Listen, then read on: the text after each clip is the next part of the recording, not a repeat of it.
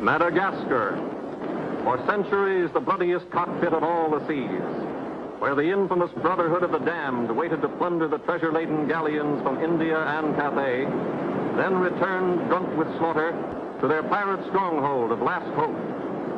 Most ruthless of all was Captain William Kidd. He encountered the great London galleon, the 12 Apostles, commanded by Admiral Lord Blaine, and approaching unsuspected in the guise of a peaceful merchant, by a sudden treacherous salvo, he reduced her to a burning hulk. When night fell, the 12 Apostles was only a blazing funeral pyre on the placid surface of a Madagascar lagoon. Stop me. There's a pretty sight. It'll be prettier still when the fire reaches the magazine, Captain. Pity, though. Lots of stout seamen among them. They've been with us a long time. We can none of us live forever, Mr. Boyle. And dead men don't talk. Man your oars. We got this job to do before high tide.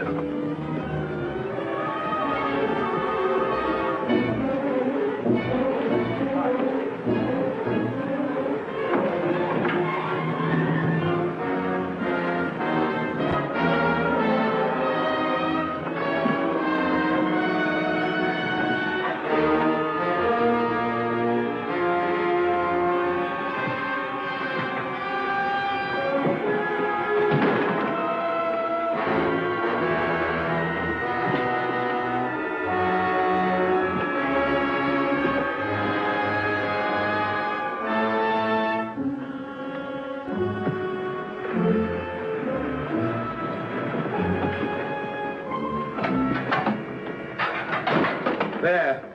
And dig fast. If the tide catches us there, it'll save the king's hangman some rope.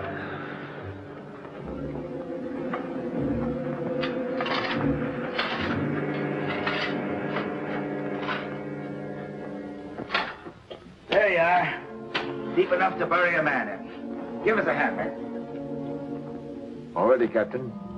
Down she goes.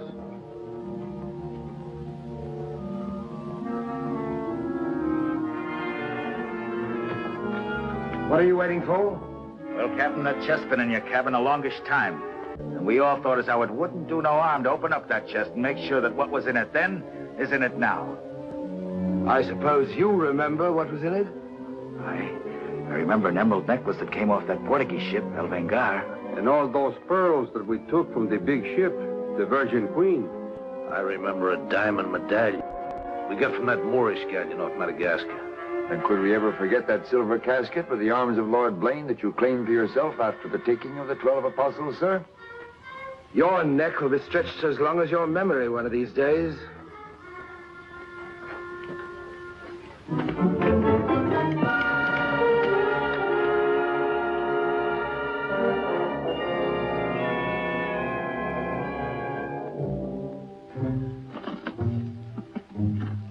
Satisfied? Gallows, meat. Put them back.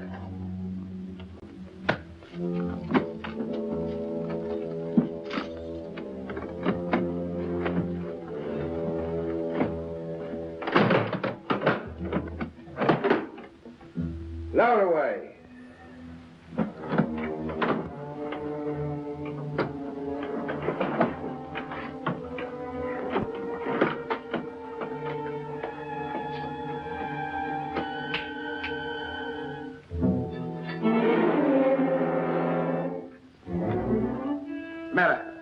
Wait a minute, Captain. There's something else you forgot. What do you want now? We've got but half an hour before the tide traps us. That's as may be, sir. We're all equal in this, I take it. Equal shares, yes. Well, that key, then, what you put back in your belt, that goes down with the chest. Thus we starts all clear and no favors. And if some of us don't get back, it'll be that much easier open for them as does. Question me honor again, would you? I'll rip you from belly to chine.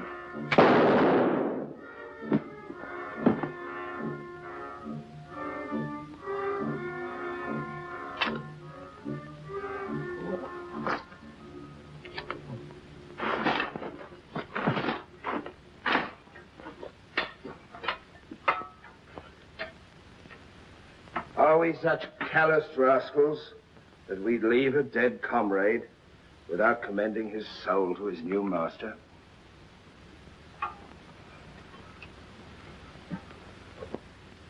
Here lieth one who through treachery and avarice would have placed in jeopardy the lives of honest men.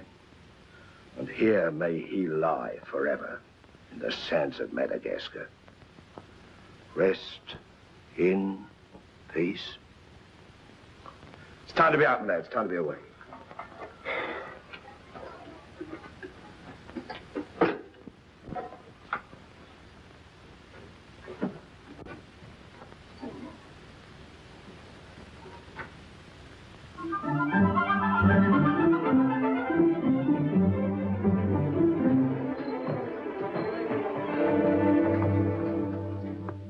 Gentleman's a gentleman, he's a gentleman. That's all there is to it, sir. I'm one of nature's gentlemen, but I need polish, my good man. If I'm to improve myself... Gentleman employs the terminology, my good man, only when addressing lower servants, or his inferior, sir. You see, that's why I need you. My upbringing...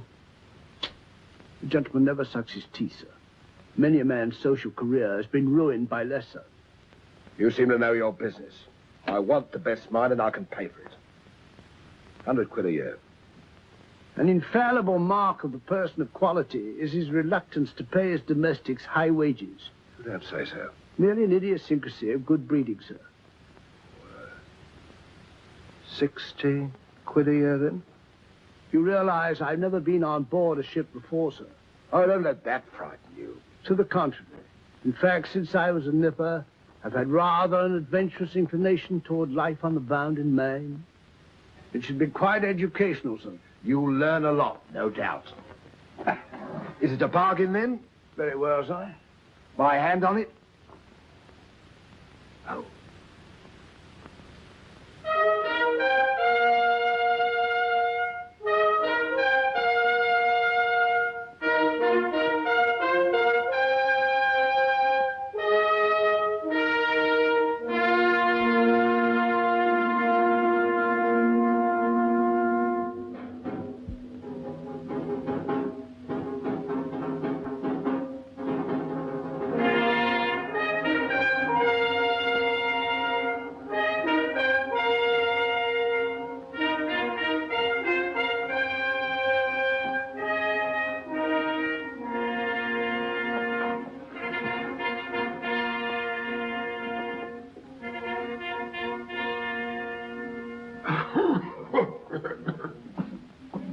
Then, it is your proposal, my Lord Bellament, that Captain Kidd sail to meet our ambassador, Lord Falsworth, and give him safe convoy through the pirate waters of Madagascar.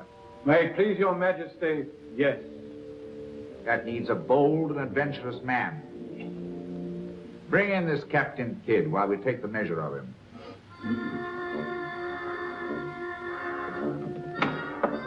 Captain William Kidd.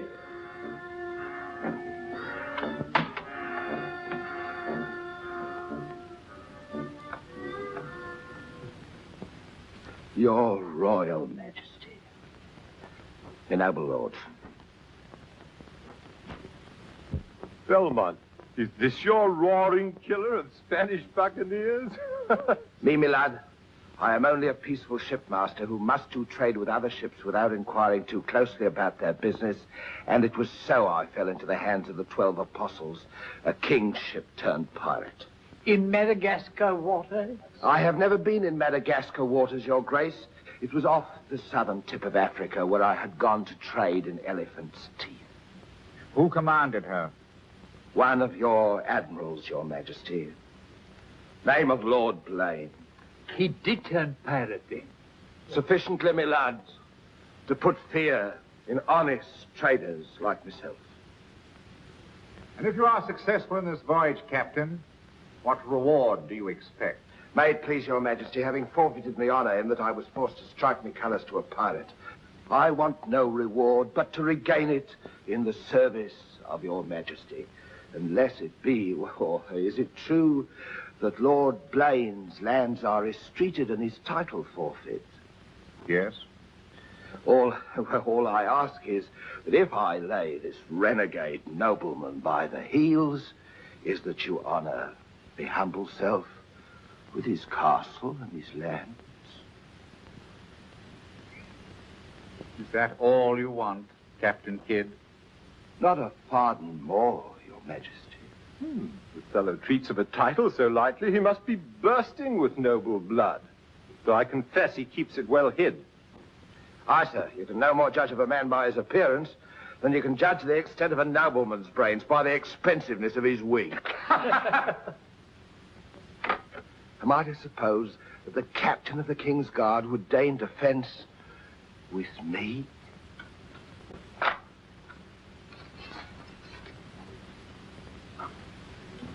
Come, Captain. Is your courage less than your wit? Nay, sir, I know nothing of fence.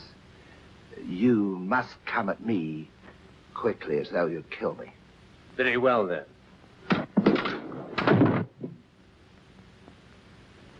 I ask pardon, sire. I've a hot head when roused. I only meant to demonstrate. And to good purpose, Captain.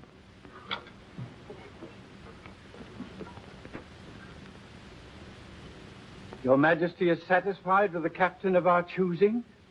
I can think of none better. I thank you, sir. And now, Captain, the main mission of your cruise will be to meet a great ship, the Quida merchant, which is sailing from India with vast treasures, and to give her safe conduct in my name past the pirate waters of Madagascar. But, Your Majesty, will her commander accept my letter of marque as sufficient authority to... You shall have a letter to our ambassador, Lord Falsworth, who is returning in her. That he is to accept your protection. And to submit to all matters pertaining to the safety of the ship and her treasures, sire. Oh, yes. And now, sire, me crew. Your crew? Captain Kidd wishes to recruit a crew from the pirates now under capital sentence in Newgate and the Marshalsea. A crew of condemned pirates? Aye, sir. There's none would be so loyal, nor fight so desperate as cutthroats under sentence of death, if they knew that at the end of the voyage, a royal pardon would be in their pockets. That I shall hold you accountable for their good conduct. Between their conduct and mine, Your Majesty, there will be little to choose. And now, goodbye. And God speed you. I am but his unworthy sparrow.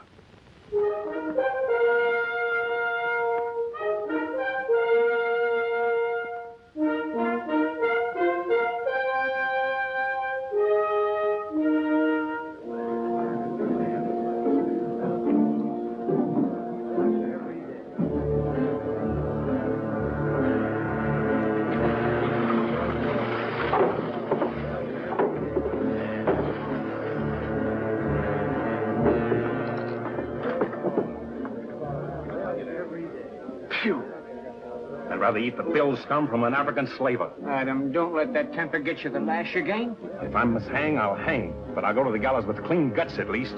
Hey, you! What kind of stinking maggot's meat is this? Waters, Waters! There's that dainty crumb Mercy complaining about the taste of the king's bounty again. Watch it. Bounty? Bounty me eye. The king's allowance is threepence a day for food, not muck from the sewers of Whitechapel. Making trouble again, eh, Mercy? I'm asking only what a man's legally entitled to. Here, smell this. Delicious.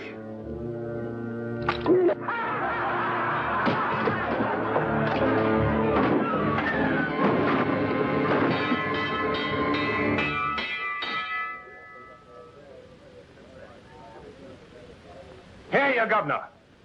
What sort of a kingdom is this? Where a man's condemned before he's heard and starved before they hang him. Who's that quarrelsome fella? Adam Mercy. He was taken in a pirate ship by His Majesty's frigate Wasp. He's always escaping, so that's why we keep him in chains. He's got a lacing of tiger's blood in him. Phew. This ain't exactly a flower garden, is it? Oh, forgive me, Governor. These are two of my officers. Mr. Boyle, Governor Landers. Mr. Lorenzo, Governor Landers. Spanish blood. A pretty lot of sinners. Capitan, do you think there is anyone down there who knows us? I hope not. Governor, would you be good enough to tell them what we're here for? Give heed, you vermin. Here's news to your advantage. Is the hangman dead, then? Out with it, then, Jock Nasty Face. Is it that your mother's turning into an honest woman? Silence, you mutinous dogs. If another man speaks, I'll trice him up by the thumbs and play him raw. Governor, is that the way to win the love of these unfortunate gentlemen? Now then, me bullies, would you rather do the gallows dance and hang in chains till the crows pick your eyes from your rotting skulls? Or would you feel the roll of a stout ship beneath your feet again? I've a vessel, the Adventure Galley, and the King's commissioned a sailor. And for those who show a loyal and a stout heart, there's a royal pardon in the offing. Which of you knows the waters of Madagascar? I do. Would you have him unlocked, Governor? Order. Unlock him. Look you then. I want men with iron in their blood and steel in their sinews. And the first up here is the first enlisted. Governor, if your warders are ready, would you be good enough to have them lower the ropes? Lower away!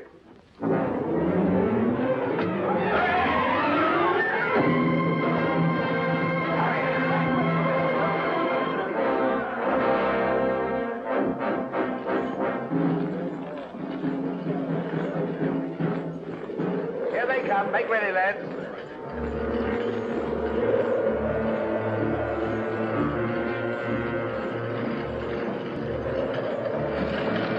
Lay your hands on that, I'll make you a free man. The other one now. Next.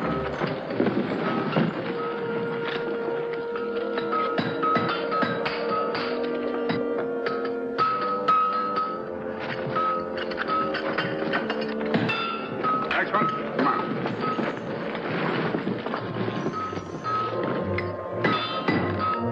Name? Peter Shafto. Peter Shafto. Regardless of the fact that I'm your captain, you will always address a gentleman as Sir Scum. Aye, sir. Make your mark.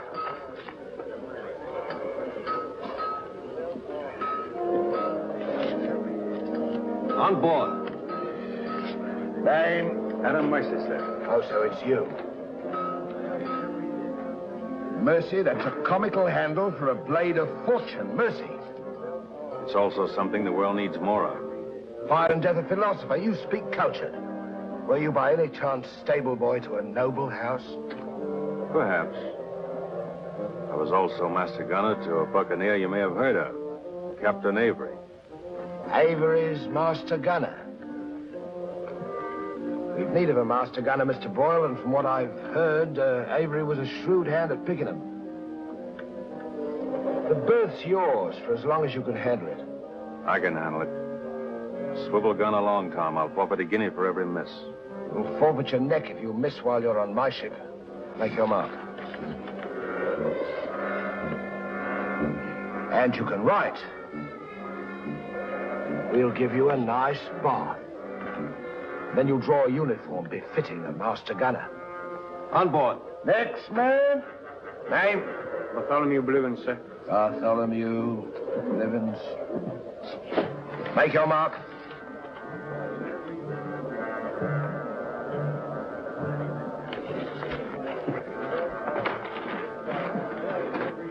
There's no mask for a treacherous heart like an honest face. You keep an eye on him.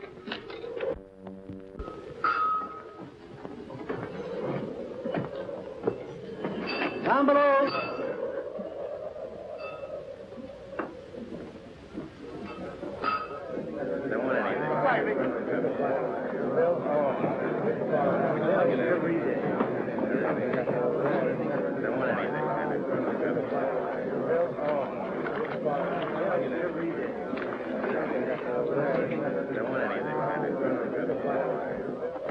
Captain aboard. He's over there, sir.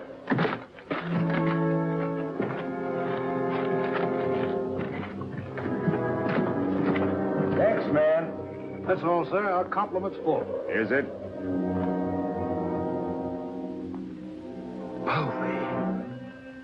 I thought you... Yes, you thought I was dead.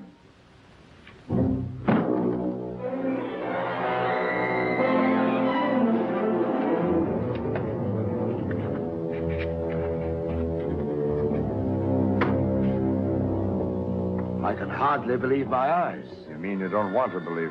Come, Mr. Povey, is that kind or is that fair? As fair as what you did that day you abandoned me on a Bahama reef. If you please, Mr. Povey, it is not the time to talk about that. Oh, it's the time, all right. Unless you want me to go ashore and tell what I know. In which case your present voyage is over before it's begun. No, Povey. Mr. Boyle, would you take over, please? Mr. Lorenzo, take the deck watch. Come to my cabin.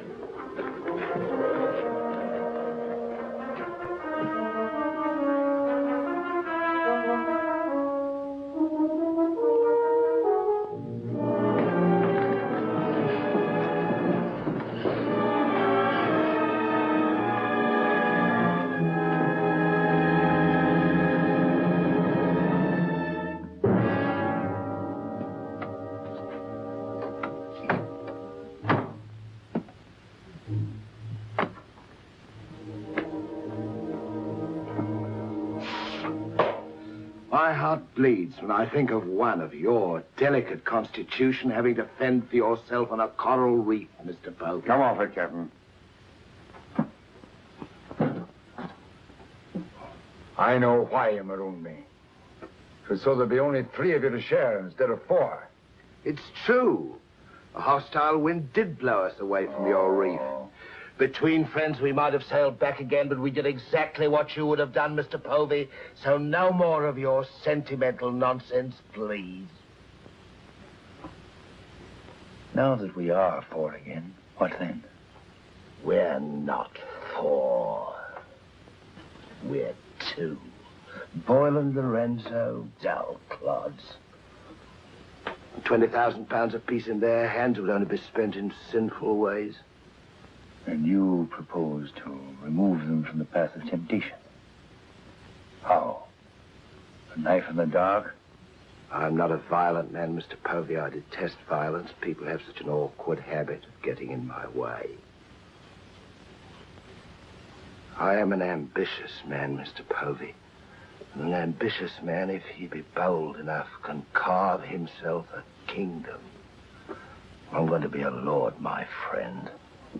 And that, for a commoner like myself, takes a deal of money. And that's why there could be 2 less to share before we raise old England again. You cold-gutted shark. Oh, a flatterer. Oh, I'm glad you're back again, Mr. Povey. You've no idea how gratifying it is to have a congenial soul confiding. Thank you. Oh, there's something I ought to tell you. I have left with a trusted friend in London a sealed letter containing an exact and complete account of certain previous happenings. Only to be opened in case, just in case, of course, you should happen to return to England without me. Of course, my dear fellow. Very sensible of you. Now I know you'll have a happy voyage.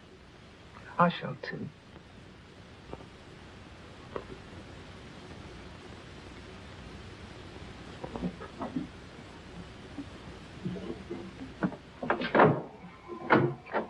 I look up my quarters.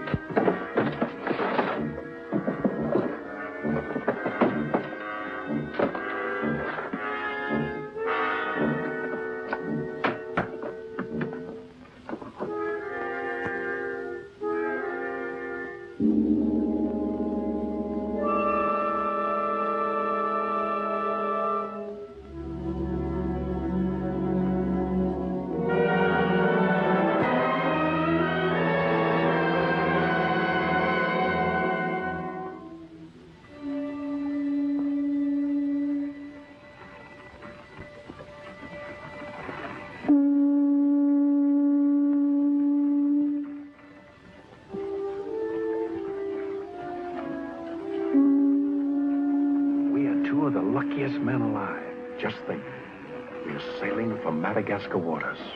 We'll pick up the search where we left off. Every officer on board has a servant. I'll request the captain to assign you to me, then we can be together.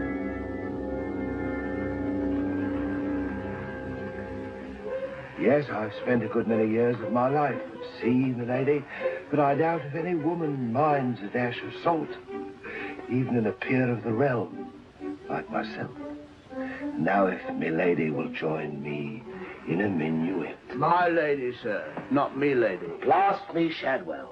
Does one gentleman creep up on another without a cough or a spit or something to warn him? I'm not a gentleman, sir. I'm a gentleman's gentleman. Pity about the hair.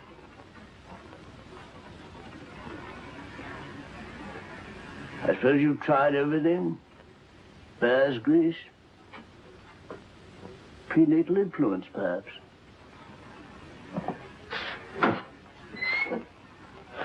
Dinner served, sir.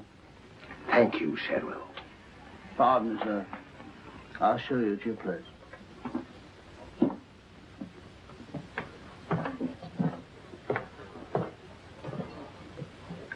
Captain, what's all this mummery? You can forget your bilge-water manners for the time, Mr. Boyle. You are now officers on a king's ship. So a man must starve while his manners fatten.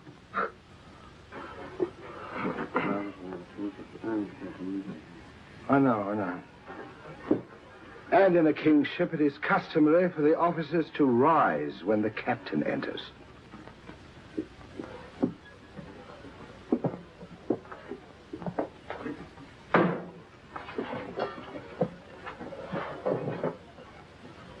That's better.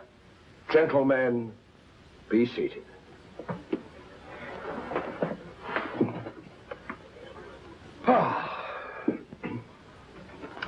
Well, what have we here?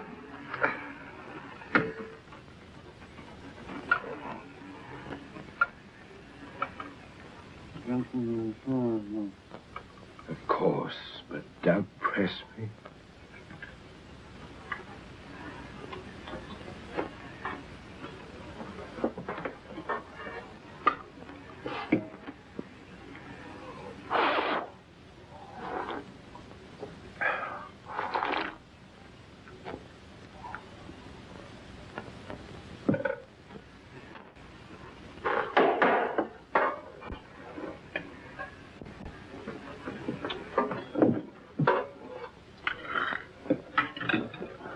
Come, Mr. Mercy.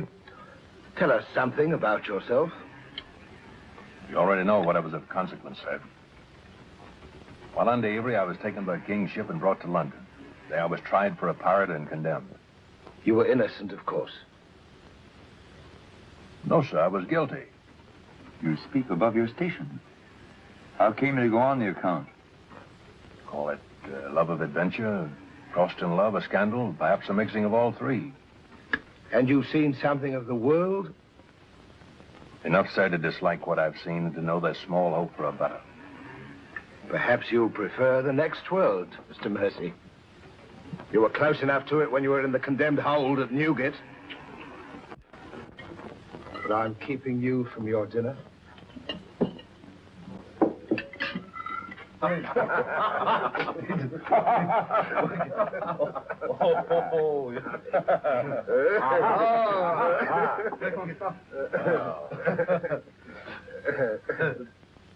And now, gentlemen, a toast to the king, and since proposing it is the privilege of the youngest present, the honor falls to Mr. Mercy.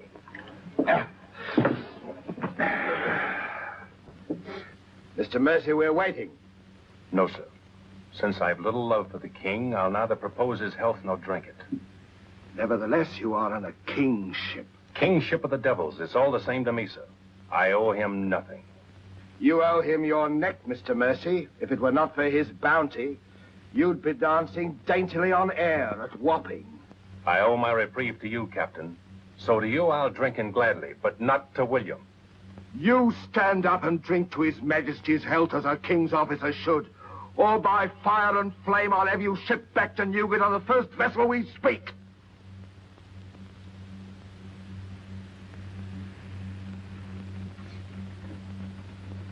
Just the king.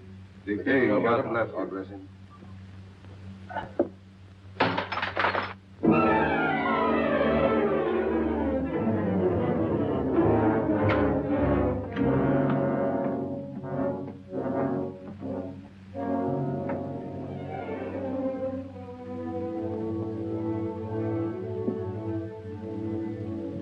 Curious.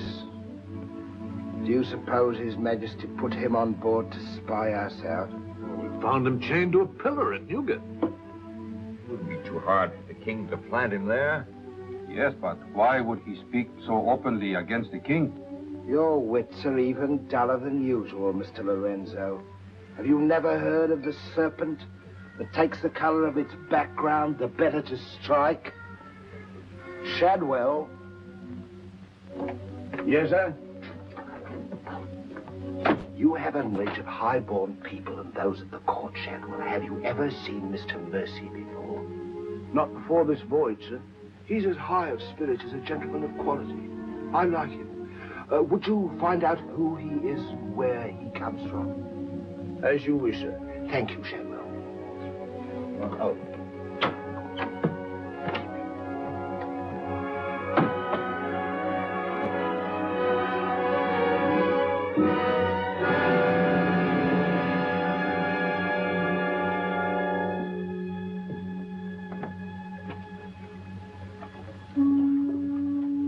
Good night, sir. Good evening, Shadwell. Excuse me, sir, but you seafaring men always seem to be looking at something that I never can see. We are looking for something just over the horizon. You know, sir, I recognized you for a gentleman the moment I saw you, sir.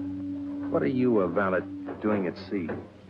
The captain employed me to make him socially acceptable, sir. I'm afraid we're too far out for me to swim back. But if I can be of service to you, sir. Did the captain send you here? Yes, sir. Why? He wants to know who or what you are, sir. Who do they think I am? Possibly a spy placed on board by His Majesty. They seemed uneasy, sir. This Captain Kidd, how long have you known him? Have you sailed with him before? Oh, no, sir. All I know is he's, well, among other things, a merchant captain. A spy? That's strange. Why should they be afraid to be spied on? Good night, Shadwell. Good night, sir.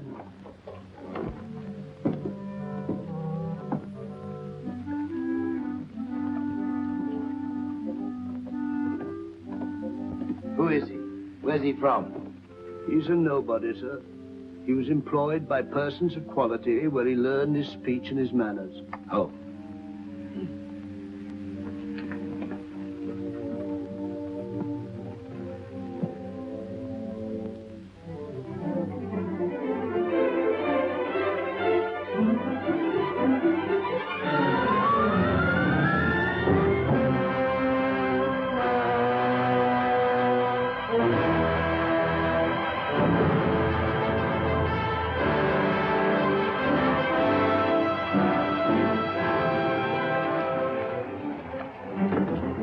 It's a matter of judgment. If you fire on the up roll, the shot will go over his yards.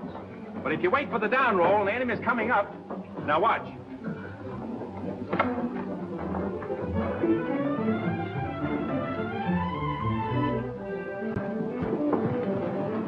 Get ready.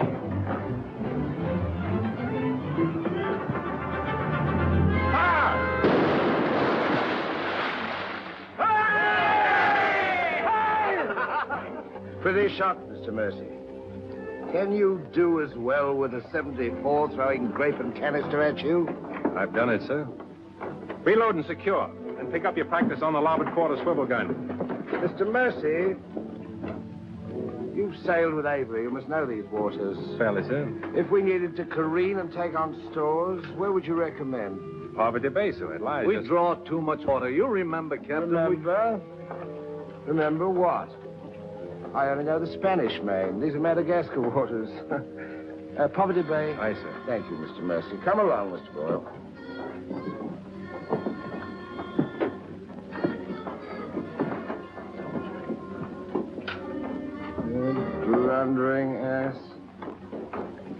Your presence is becoming increasingly irksome to me. Get you below.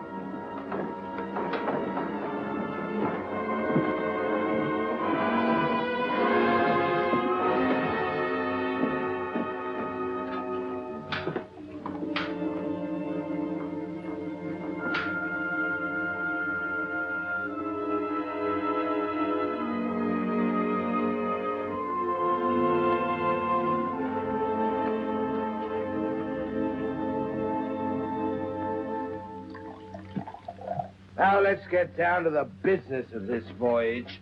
Hand me that chart, Mr. Boyle.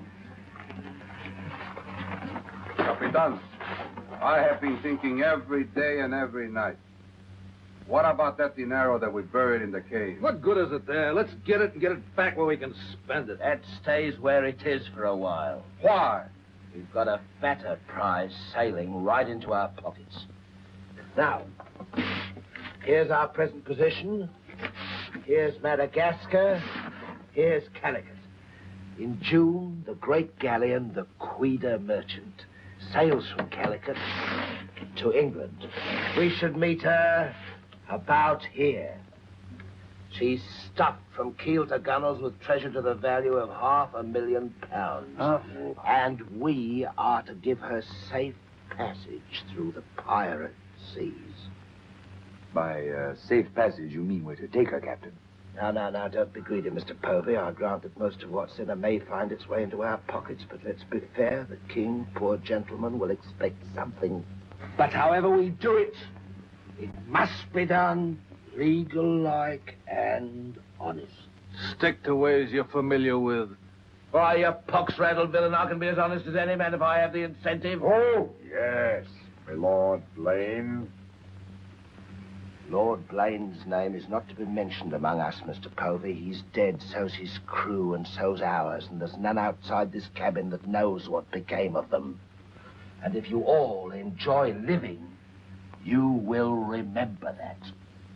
Well, here's to our meeting with the Queen Merchant. Queen Merchant. Queen Merchant. God bless her. God bless her. Dios la bendiga.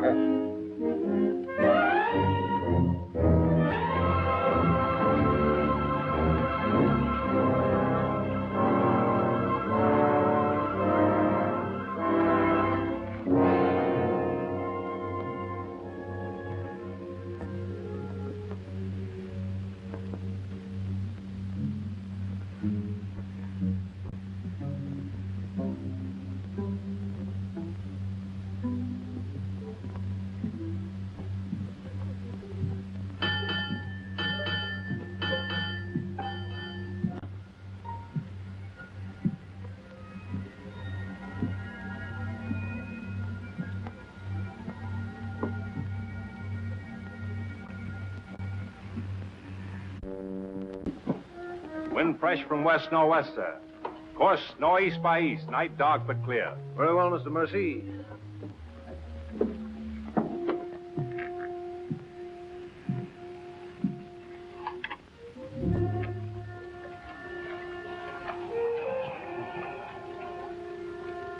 Northeast by east. Northeast by east.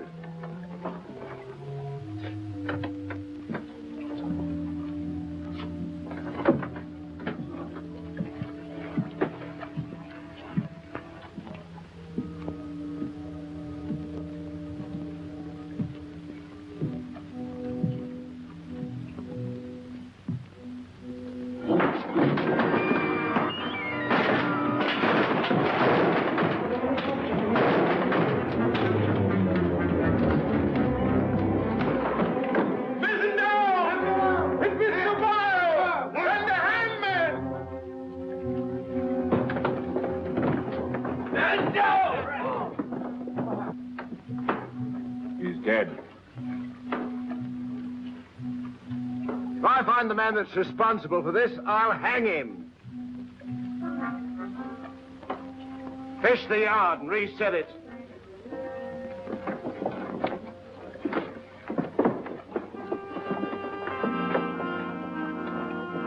What do you suppose happened? Someone's been tampering with these lines.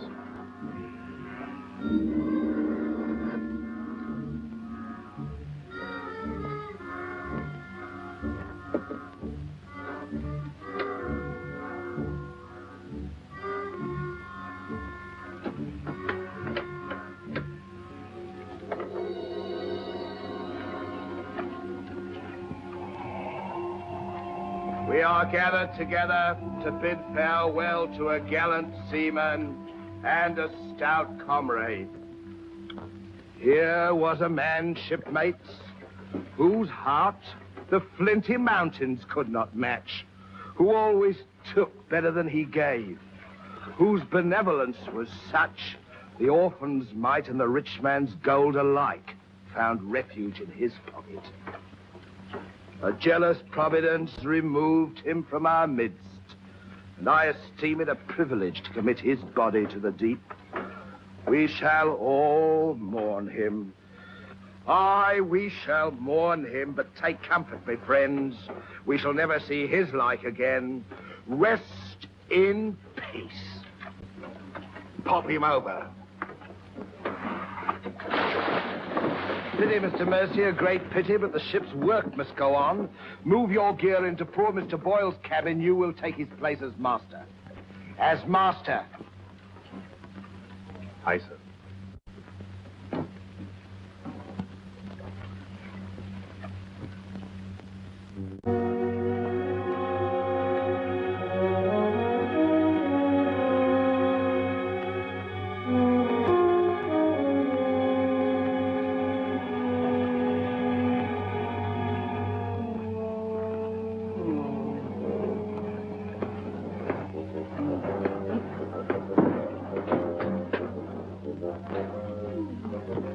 Why, Shadley. Don't tell me after all this time at sea. My you're inward still- revolt is not from the movement of the vessel, sir. It's occasioned by the company I endure. Their manners I say nothing of, sir. But I'm a Dorsetshire man. And when I find a common shipmaster has the presumption to copy himself the coat of arms of one of our best Dorsetshire families, can you wonder if I'm physically upset? Whose crest was he copying? Credited or not, sir, the Blaine crest. Are you certain? Perfectly, sir. Pardon me, sir. I must join the captain. He's inspecting the cast of pickled eels. With Mr. Lorenzo.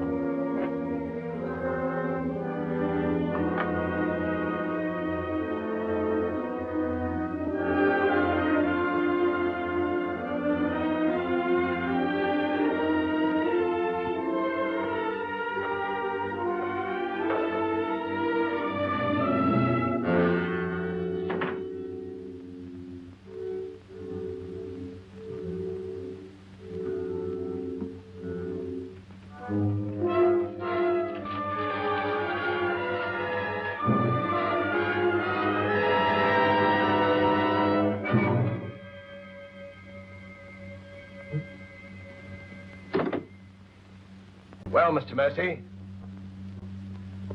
do your new duties include robbing my desk? Shoot me, Captain, and your head goes with it. I'm here by the King's orders. So he did plant you on board. You think he'd let a man sail with a crew and you get cutthroats and not keep tabs on him? And with good reason. If anything ever reeked of piracy, this does. And murder, Captain. Boyle's death was no accident. By the way, what ship was sunk here? The 12 Apostles? Why the 12 Apostles, Mr. Mercy?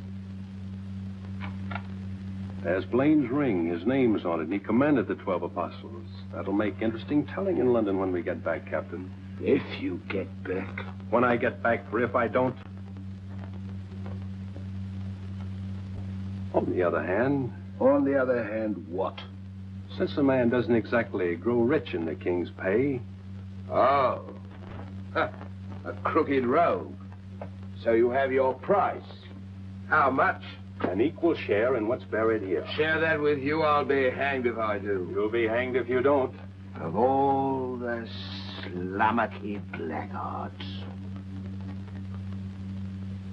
And if you do share Mr. King's informer, what guarantee is there that you won't still turn evidence for the Crown? If I go in with you, I'm equally guilty. And if we're caught, we hang together. But I can keep you from being caught. What more could you ask?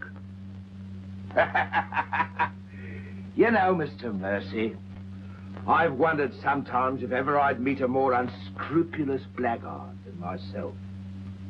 And I have. Well, let's be sensible about this. Who knows? We might be useful to each other one day. In one way or another? You've forgotten something. For a ring. So I have.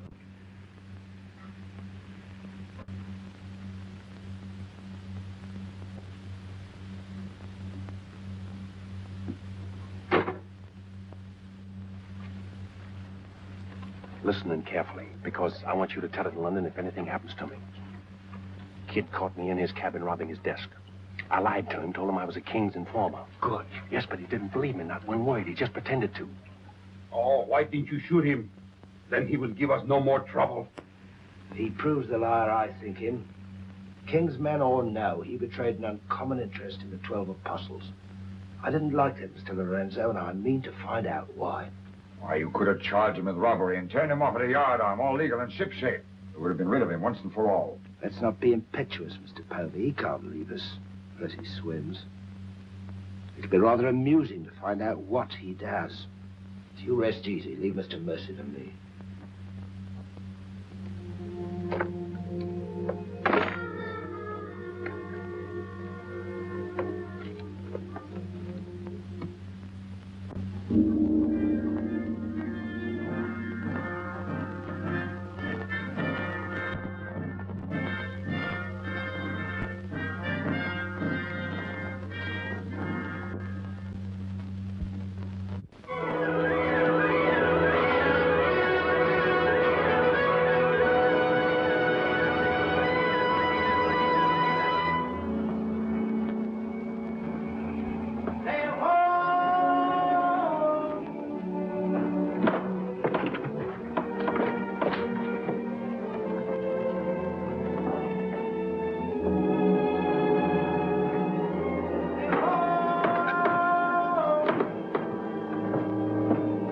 Boatswain, pipe to quarters. Pipe to quarters!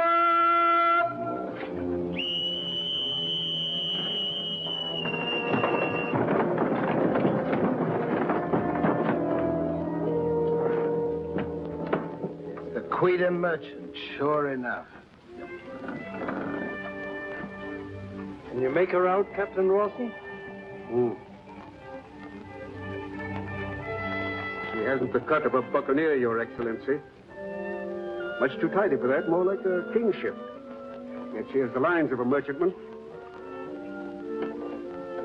Have the longboat ready and manned. Longboat, stand by!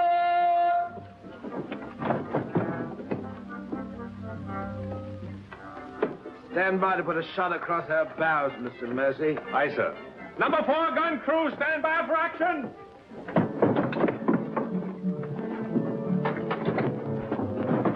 She's flying the English colors. Perhaps she's our escort ship. It was about here we were to meet, wasn't it? Well, we'll make dead certain just the same. Mr. Hilliard, see that all hands are at the station. Very good, sir.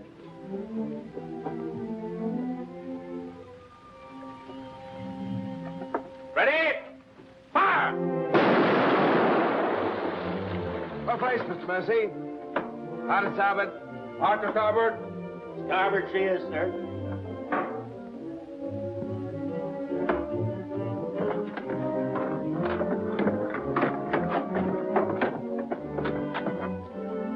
You will come across with us in the longboat, Mr. Mercy. Convey my compliments to all officers who will dress as befitting a king's ship. Aye, sir.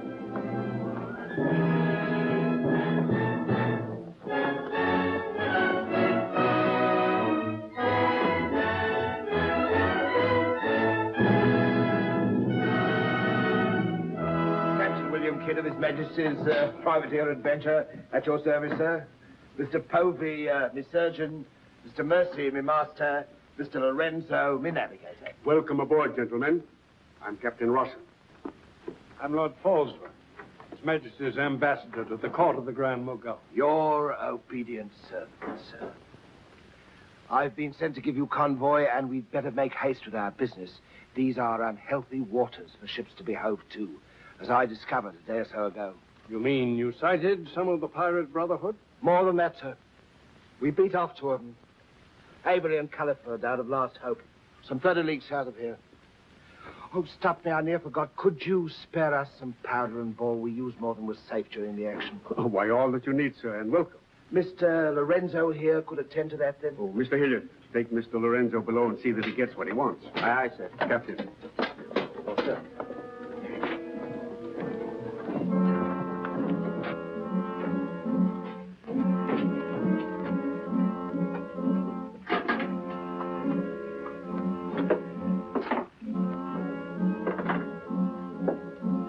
Send for the master gunner. He'll take care of all your needs. Uh-huh.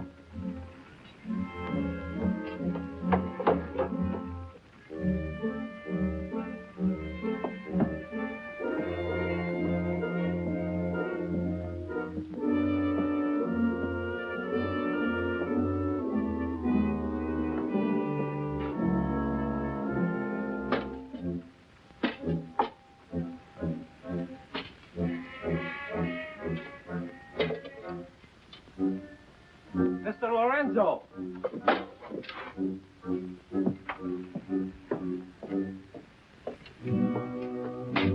Take this powder and put it in the longboat. Yes.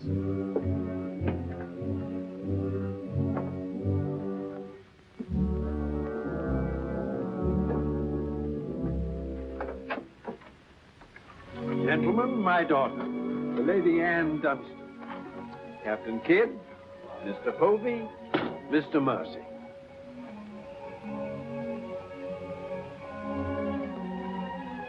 Haven't we met before? I think not, my lady. You remind me of someone I've seen. I think it impossible that we could have ever met. Perhaps. How do we proceed now, Captain? Well, I'm instructed to give you protection past Madagascar, and you'll be safe as long as we sail in company. But Avery will be a wolf at your heels, and if we are separated in darkness or storm... And what would you advise then, sir? Well, I suppose we could take Lord Falsworth and Lady Anne aboard the Adventure till Madagascar's astern, and then if we are separated and this vessel should be taken... What about the treasure on board? One silver chest alone. A present to His Majesty from the Grand Mogul. Contains precious gems valued at more than £1 million. May I suggest, Your Excellency? Now, why not transfer the treasure chest with yourself and Lady Anne on board the Adventure until we are out of danger? She's a kingship. That is a great responsibility. And although my instructions are that you are to trust me in all matters, I don't know if I could go so far as... What else can we do? 3 of them against us, well, even 2, sir. We'd be helpless. It's the wisest course. I defer to Your Excellency. And now could we inspect the chests? We could have them slung into our boats along with the gear of Lord Falsworth and Lady Anne. Why, certainly. Come, this way, Captain. No trouble at all.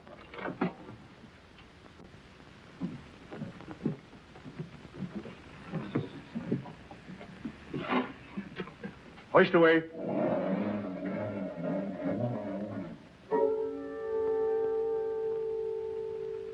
Mr. Povey. I've sent for the manifest, Captain. You may check it against the contents of this chest and give me your receipt, if you will. Gladly, gladly. Oh, there you are, Mr. Lorenzo. Have you completed your business? Almost, sir. Your people have been most kind, Capitan Rawson. There is only one detail left. It will not take a minute. Finished up, then. We must be gone within the hour. Yes, Capitan. Oh, manifest, sir. Would you attend to that, Mr. Povey? Thank you very much, Captain.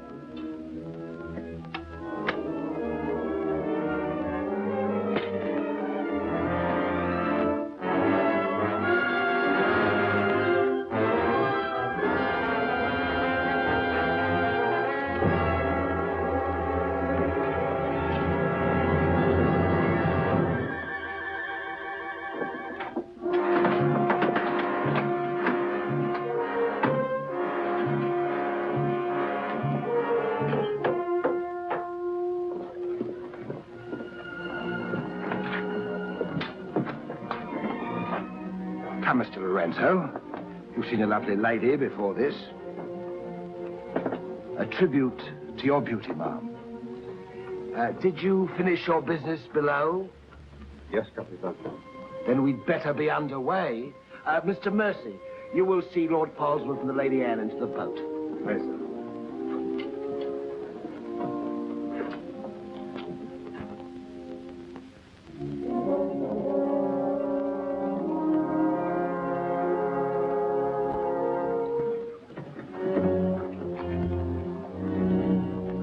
Make way for the longboard.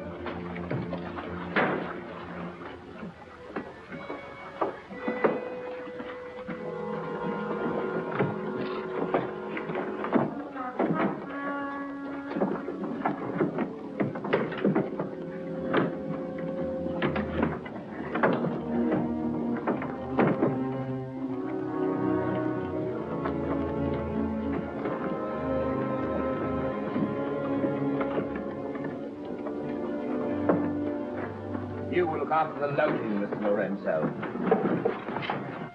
I apologize, milady, for our poor accommodations, but my valet Shadwell will see that you're made comfortable. It's a pleasure to have your ladyship aboard. If you'll follow me, please.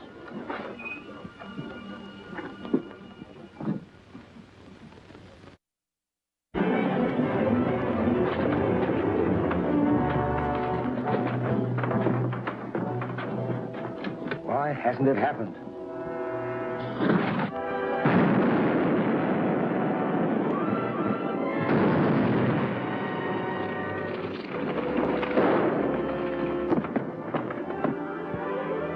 There we go, boy. Captain!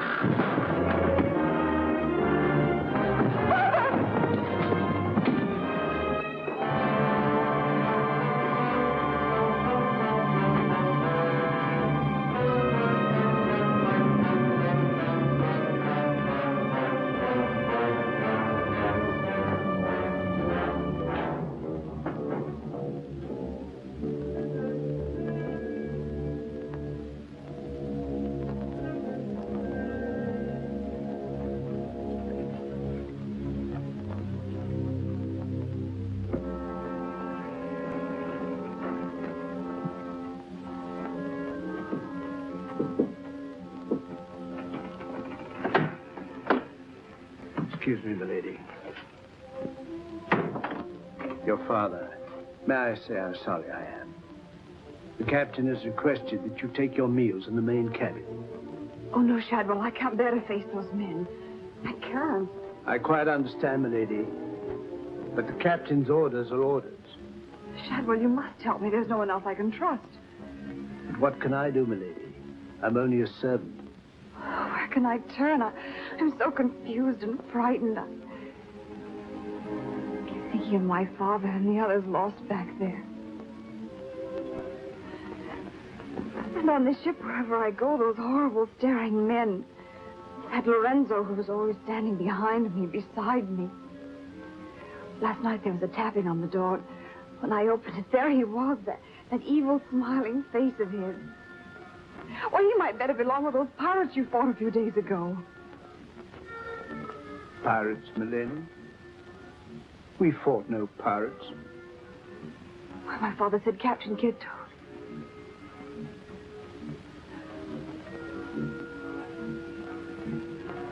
Shadwell, what manner of ship is this? My father was killed deliberately, I'm sure of it. That's why I can't bear to face your captain. I'd accuse him. There is a man on board, milady. A gentleman whom I know you can trust. Mr. Mercy? Yes, milady. Shadwell, I know I've met or seen him before, no matter how he denies it. His name isn't Mercy, but who is he? All I really know is, milady, he's no friend of the captain's. Perhaps if I ask him, he'll...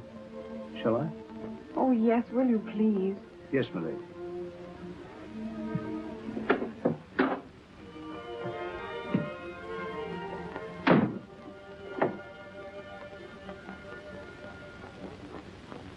I am asking you again, very nice, My dear Capitan. Your fancy manners do not impress me, Mr. Lorenzo. When do we divide the gold? In London, not before. Uh-huh. Then look, Capitan, I will make a bargain with you. A bargain? Everybody wants to bargain with me. You and Mercy. Fire and thunder, what do you think I am? A stinking sausage merchant? What kind of a bargain? The girl. All my life I have dreamed of a beautiful woman like that.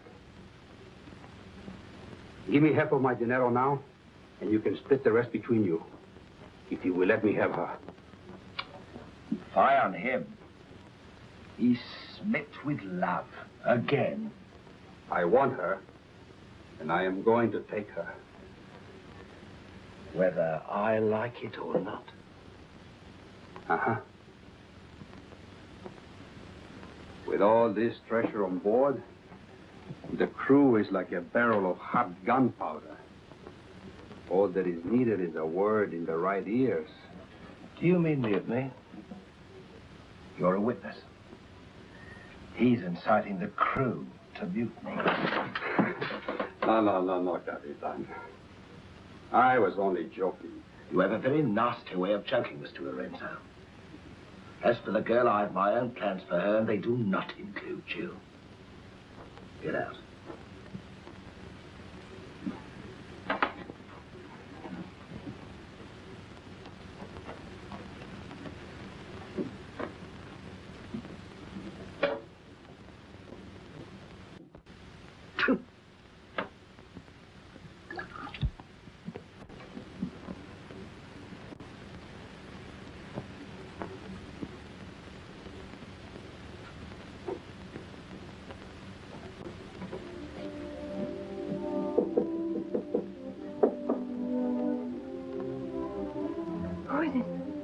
Madam Mercy.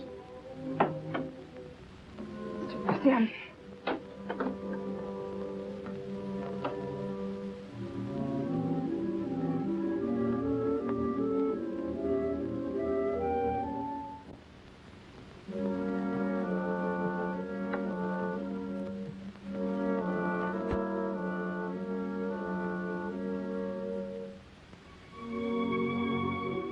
Thank you for coming, Mr. Mercy. My name's Adam Blaine. Son of Lord Blaine. I knew it. I knew it.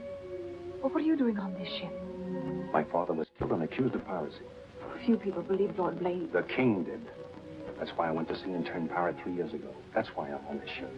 I knew that someday I'd come upon the truth. That you have. It was Captain Kidd who killed your father, wasn't it? Adam, I'm no fool.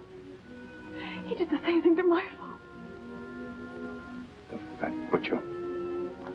Taken me 3 years to track him down. 3 years of degradation. Now I've got him where I want him, and he knows it. You mean he knows who you are? He knows something.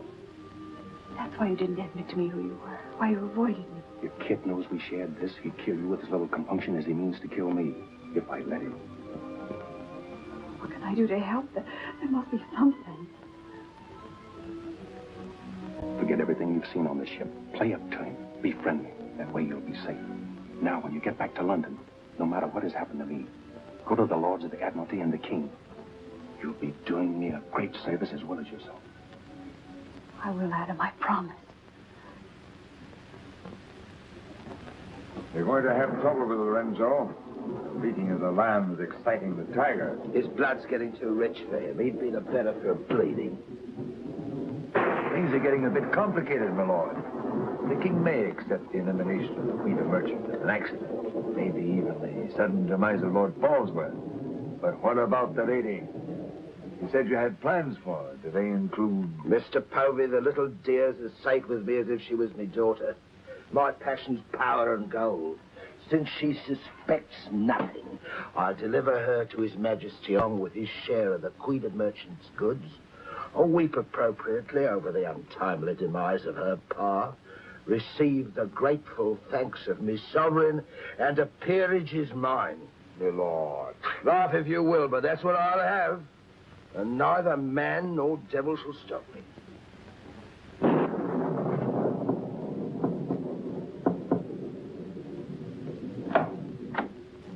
Shadwell? Senorita, milady, do not be alarmed. Now that she knows who I am, the kind of a ship she's on, I think we can count on to keep ahead. You stay here till I come on watch.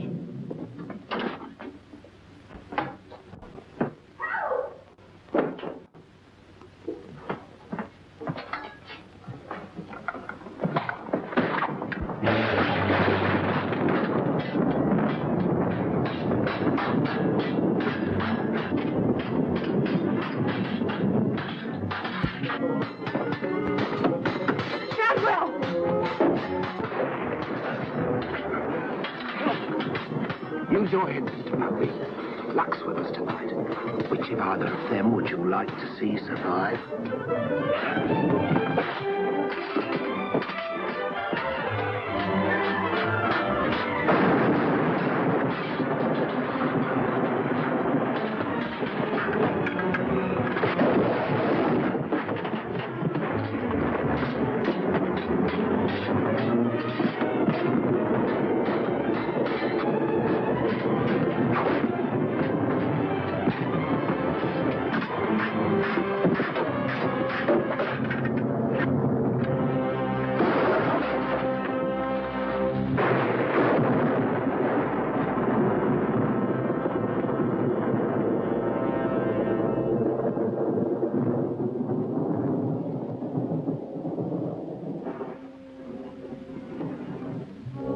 Mr. Mercy, you did well to protect her.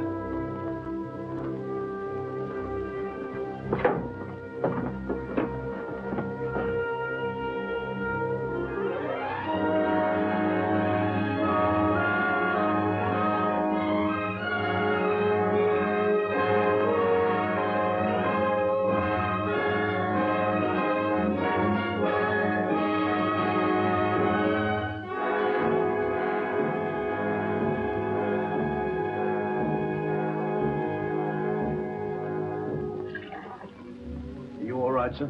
Yes, I'm all right. Look after Lady Anne.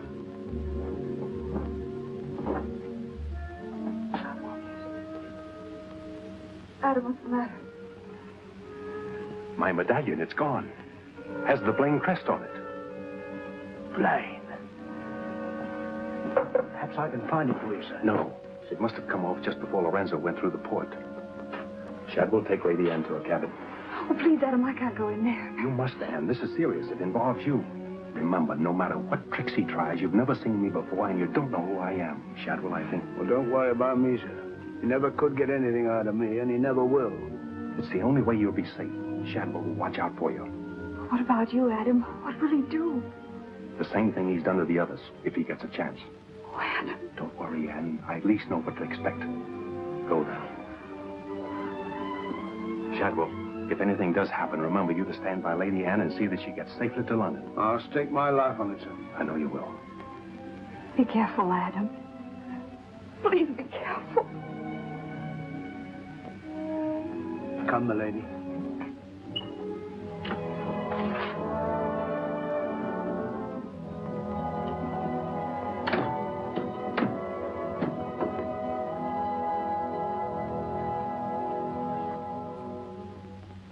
He's no king's man. Who is he then?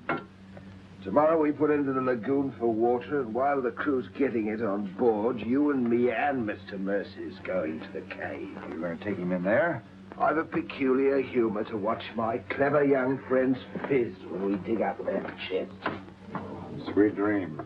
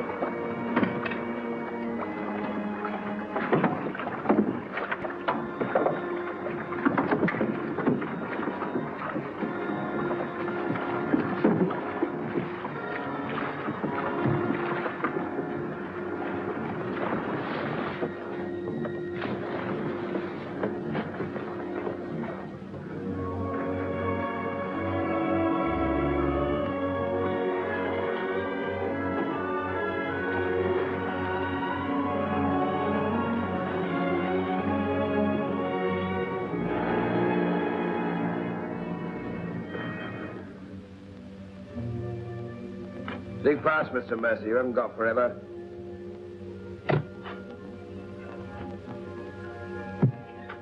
Who might this be? Perhaps a man that asks too many questions.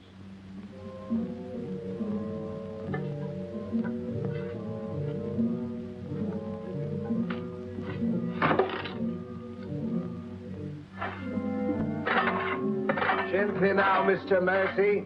You've come on something.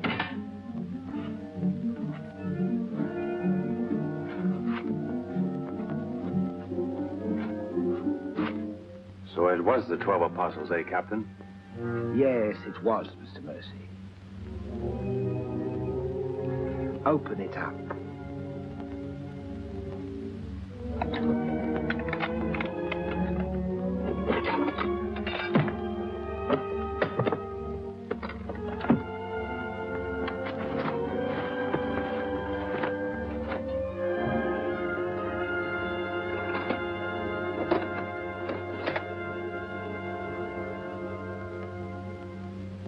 Planes.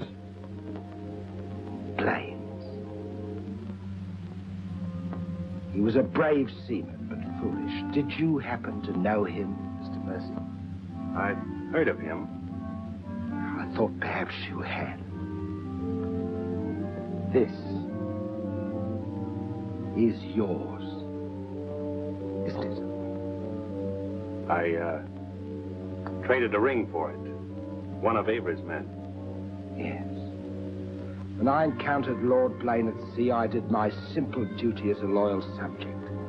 A pity he turned pirate and traitor to his king.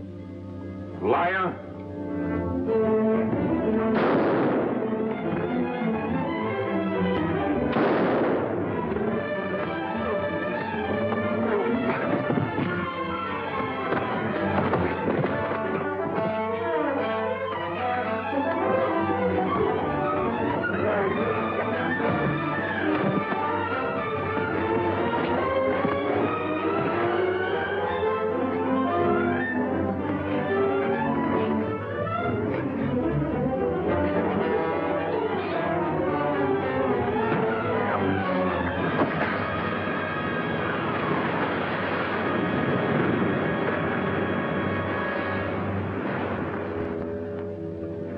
For the sharks now, Mr. Povey. Tide closes this place in half an hour. We've nothing more to fear. Oh, yes, you have, Captain. Lady Anne. It's a long voyage home, Mr. Povey, and anything might happen.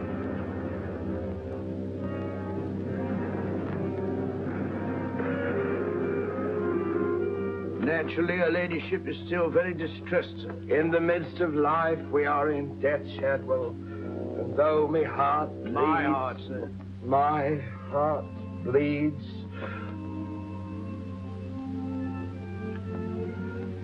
Confound you, Shadwell. You drove the thought right out of me head. And it was an uncommon pretty one. I'm sure of that, sir. Go to her at once. Tell her she can't mourn forever, and I shall expect her to take her meals in the main cabin with the rest of us. Very well, sir. Poor lad. Returned just in time to see him go over the edge. Searched for an hour. Never came up. Well, here's to him. Wherever he is. You feeling ill? Yes, sir. I'll go to my cabin with your permission. If you wish, it's been quite a trying voyage. What with one little thing and another, but bear up. You'll soon be home again.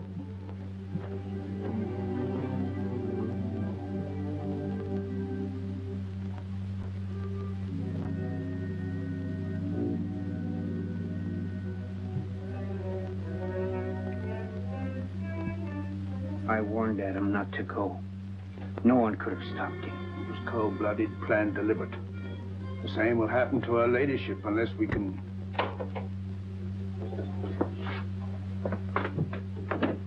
Adam,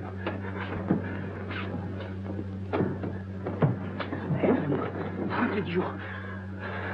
They find you on board, sir? I've come back for Lady Anne. Oh, thank you, sir. I've been hanging on the rudder chain since dark, waiting for the turn of the watch. The jolly boat's moored astern. I waited alongside. It's secured right under this port.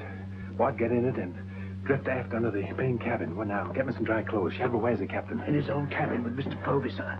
Examining the silver chest they brought back on board, sir. My father's chest. Shadwell Kid doesn't suspect you. Tell Lady Anne to get some things together, and when the coast is clear, you come back for me. Yes, sir.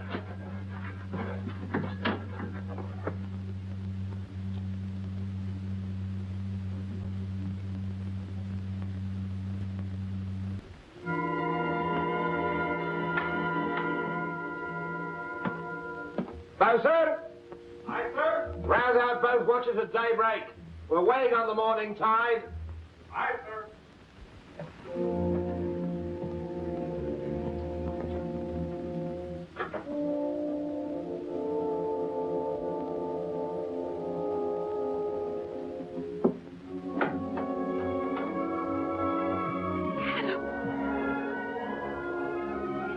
Kid doesn't suspect Shadwell. He's staying on board, and he'll be evidence for us in London. Bart's in the small boat from to stern. We'll row ashore. Then where, Adam? 2 days' journey overland is the pirate town of Last Hope. It's the most lawless place on earth, but I have friends there. But somehow they'll find us a ship for England. England. No. Come on.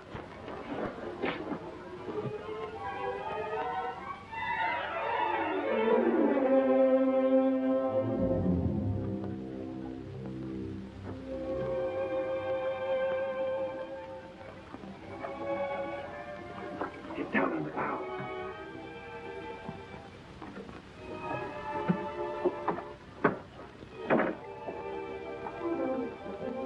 Goodbye, milady. Goodbye, my lord. Godspeed.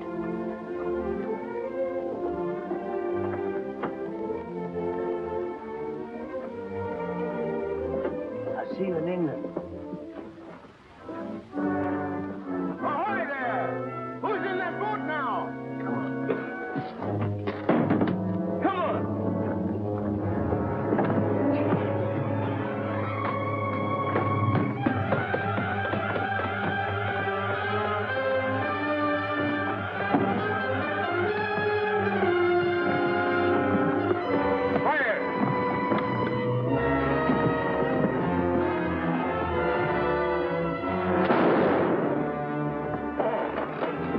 Thank you, my lord Scott.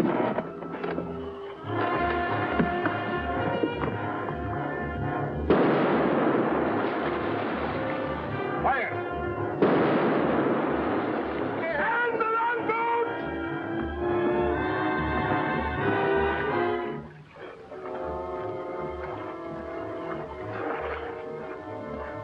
What? What? Hold on to me.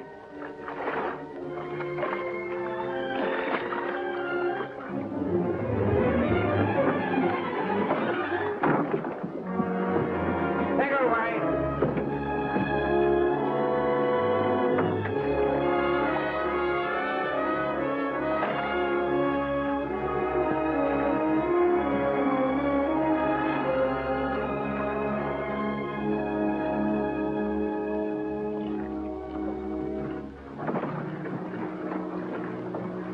He's dead as a mackerel.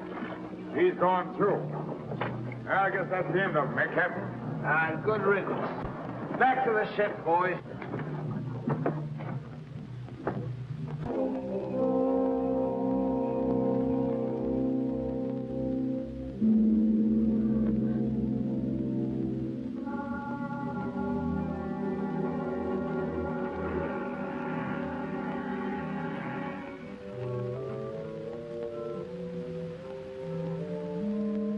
If you're thinking what I think you're thinking, my friend, forget it. There's a little matter of a letter I left in London. Spoil sport.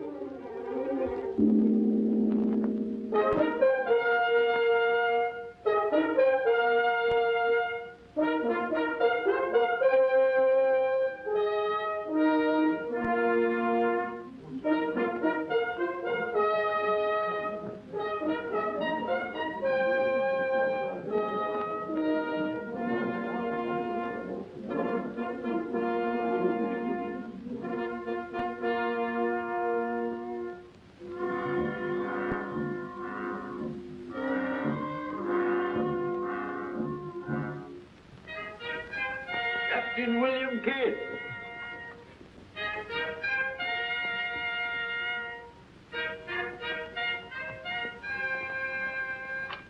Greetings, Captain. What news have you brought me from the Indian seas? By your leave, Your Majesty, both good and ill, but mostly very good indeed.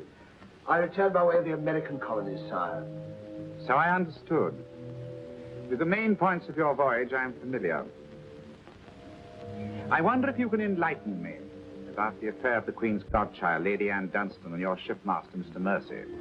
Oh, that poor impetuous fellow, sire. Inveigled that bud of innocence he did into running away with him.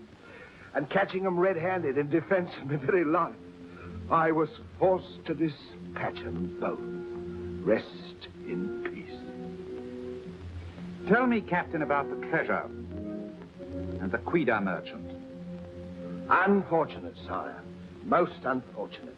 We'd shipped but that chest when up she blew, and all souls went heavenward. Rest in peace to them. Ditto.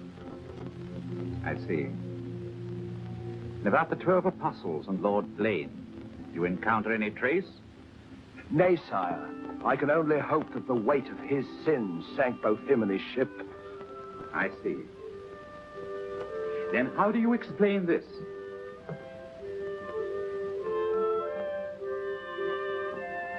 Whose might that be, Your Majesty?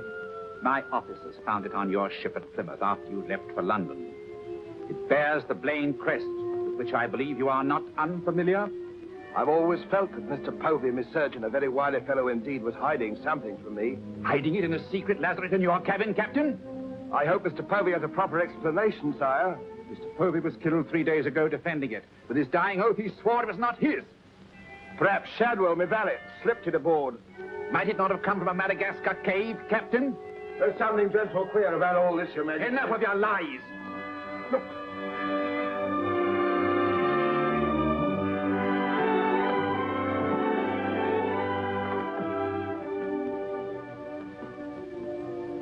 Nightmare. A pity you overlooked last hope, Captain. We stood on the headland with my friend Avery and watched you sail by. May it please your Majesty, I accuse this man of piracy and murder. Was ever a gentleman so misfortunate? Lock him up in Newgate. He is to be held for the next session of the Court of Orient Terminer, there to be tried for his life. Hands off me, you scoundrel! All I done was to the credit and for the honor and glory of England! So here's me bequest to them what hunts what I have hid, and to their sons' sons, down through the endless corridors of time. Greed that spawns murder. Hatred that corrodes the soul. Ambition, the foulest strumpet of all. Hey, Jack! Jack Kidd! Sell me a bit of that rope for 6 pence, will you? Save your money, my lad. You can have it all for nothing if you'd only step up here and wear it. Hurry it up, Jack. Can't wait forever. Captain Kidd is dead, my Lord Blaine. His account is closed. Now, in what manner can I atone for the injustice I worked upon your father? Orford, your first Sea Lord, what do you suggest? We've a fine frigate of 50 guns, commissioned for American waters, sire, that we thought of naming the Lady Anne. It should be a wedding gift to you from the Crown, for your loyalty and service to king and country.